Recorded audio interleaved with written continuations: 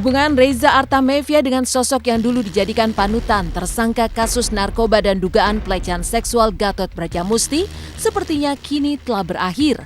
Merasa dibohongi Gatot dalam hal penggunaan aspat yang diyakini sebagai makanan makhluk gaib, tapi nyatanya obat terlarang jenis syabu. Reza pun melaporkan Gatot Brajamusti dengan dugaan penipuan ke pihak berwajib pada Jumat lalu. Disudutkan Reza atas laporan tersebut, pihak Gatot Brajamusti pun meradang. Menurut kuasa hukum Gatot, laporan Reza hanyalah rekayasa belaka.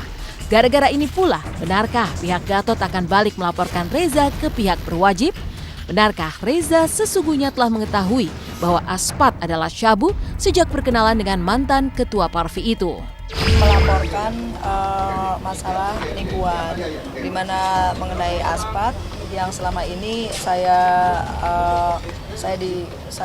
diketahui itu adalah stimulan untuk apa atau makanan untuk kesehatan dan juga untuk makanan bangsa gaib dan sebagainya yang tidak mengandung zat adiktif sama sekali selama ini gitu. Dan ternyata berdasarkan karena kejadian kemarin saya baru tahu bahwa setelah ada pemeriksaan darah dan rambut bahwa ternyata itu sudah ada terpapar di tubuh saya. Menurut klien kami dia sudah jauh lebih tahu dari itu semuanya. Kalau namanya ditipu mereka tidak tahu sama sekali.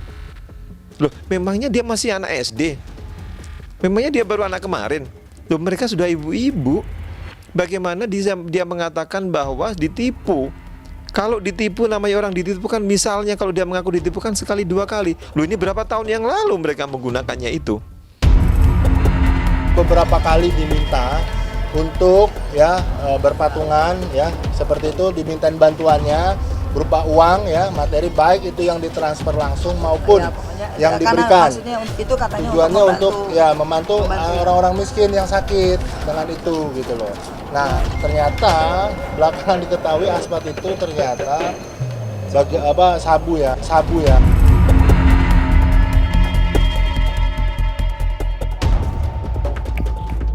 Aksi saling tuding dilancarkan Reza dan Gatot yang dahulu begitu akrab itu sebagai pengikut dan guru spiritual. Disimpul ini pula, benarkah tindakan Reza melaporkan Gatot atas dugaan tindakan penipuan adalah usaha Reza untuk mengembalikan citra diri yang tercoreng akibat tertangkap bersama Gatot yang sedang pesta narkoba di Nusa Tenggara Barat bulan Agustus silam? Benarkah tindakan Reza sekaligus untuk meloloskan diri dari jeratan status tersangka atau mencari aman sendiri? Karena saya merasa dirugikan tentunya. Saya merasa saya jadi dianggap orang bahwa saya pecandu, jangkis atau narkobais gitu ya, dimana alhamdulillah saya juga telah melalui masa wajib lapor rehab itu sudah saya lalui, dan alhamdulillah memang saya untungnya saya tidak kecanduan ya, alhamdulillah, karena saya juga tidak merasa kecanduan atau saya berusaha nyari sama sekali. Coba berdasarkan karena peristiwa kemarin saya jadi tahu hal itu. Dia itu kan pengen membersihkan diri seolah-olah dia menjadi korban. Loh, dia saja sudah dinyatakan positif kok. Di sini sudah ada diskriminasi perlakuan hukum terhadap Gatot dan yang lainnya. Ketika seseorang misalkan pengen membersihkan dirinya bukan dengan cara melaporkan seolah-olah mereka adalah ditipu. Orang yang melaporkan seolah-olah ditipu dan kemudian itu adalah perbuatannya tidak benar, maka mereka telah membuat laporan palsu dan itu ada sanksi pidananya.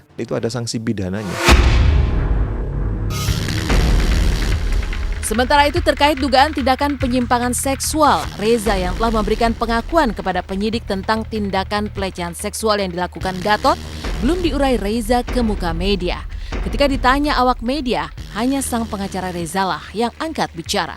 Sedangkan Reza sendiri tampaknya berusaha menghindar dari kepungan para pencari berita.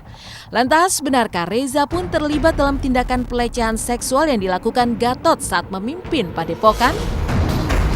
Gatot kan mengaku ada pesta seks.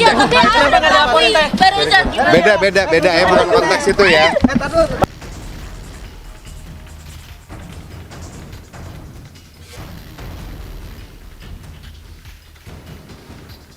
Nantinya akan dipanggil juga minta keterangan gitu.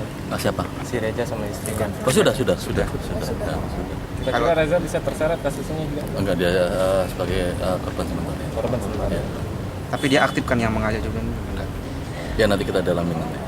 Kalau kemungkinan akan jadi tersangka udah. Iya pastinya. Nah, itu apa yang menguatkan kemudian si Dewi ini perannya seperti apa? Indikasi kuatnya. Dia sama-sama mengajak para korban. Dan inilah kesibukan Ashanty yang tengah hamil tua. Semalam Ashanty pun masih menerima job manggung sebagai job terakhirnya sebelum melahirkan. Ingin melahirkan tanggal 20 November nanti, seperti apa kesibukan Ashanty yang menyanyi semalam ditemani oleh Anang dan juga Arsy? Lantas seperti apakah pula tingkah menggemaskan dari Arsy yang merecoki Ashanty yang sedang beraktivitas?